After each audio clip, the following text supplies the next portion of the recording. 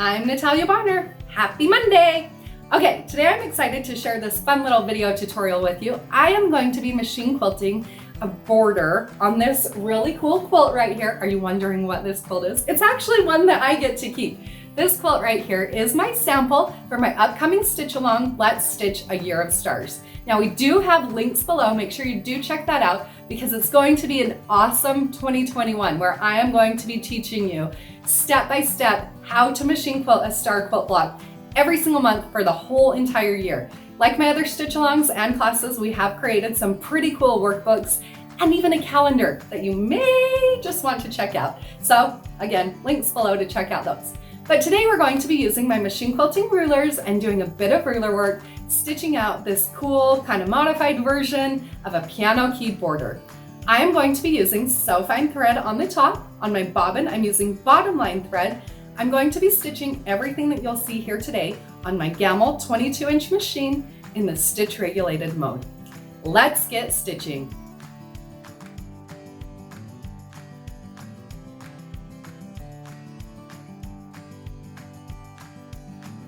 I'll start out stitching this design on the left side of my quilt as far down as my throat space will allow me. I am doing all of my quilting here on a Gamble 22-inch machine, so this is a long arm. If you are working on a domestic machine, sit-down machine, you can do this starting at any point on your border design. So just before we get into this design, I do want to let you know, because I'm working on a long arm, I can start as far down as my throat space will allow me on the left side. Then from there, I'll travel across the top of the quilt and down the right side as far as my throat space will allow me.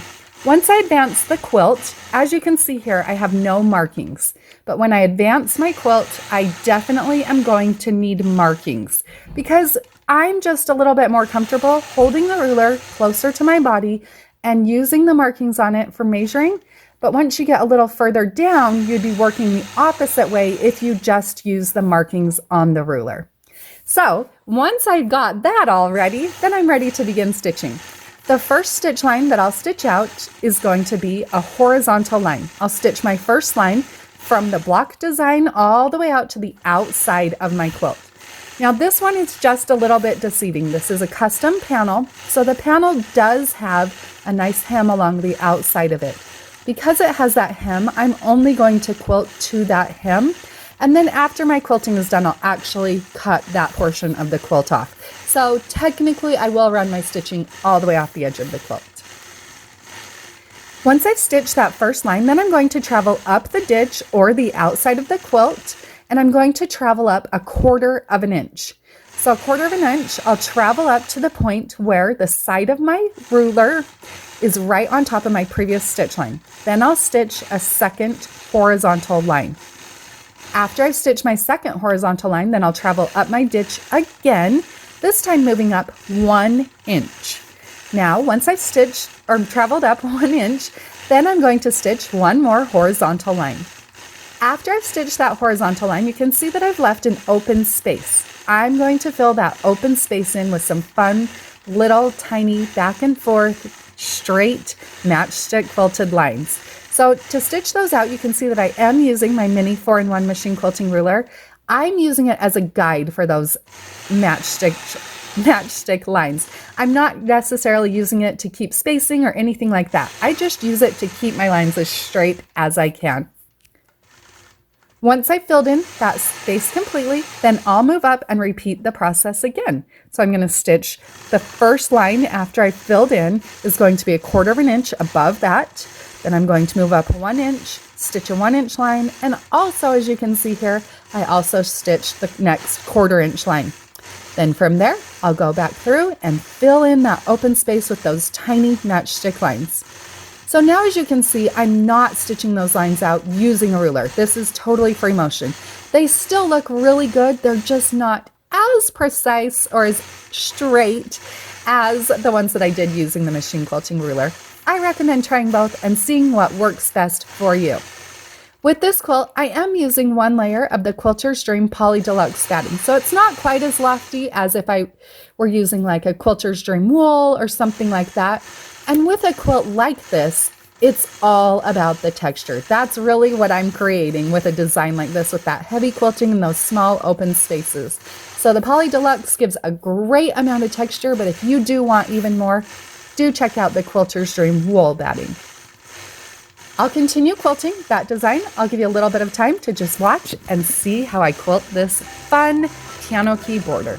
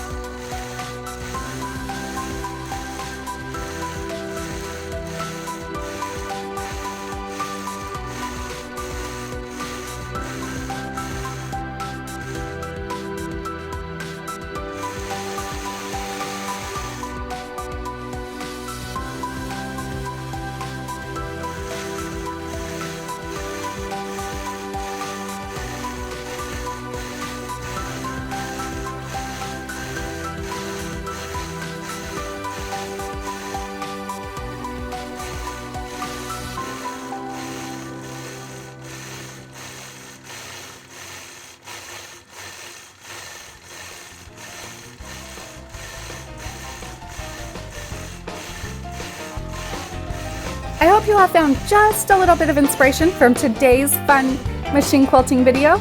And don't forget, we'd love to have you join along and stitch with me all year long.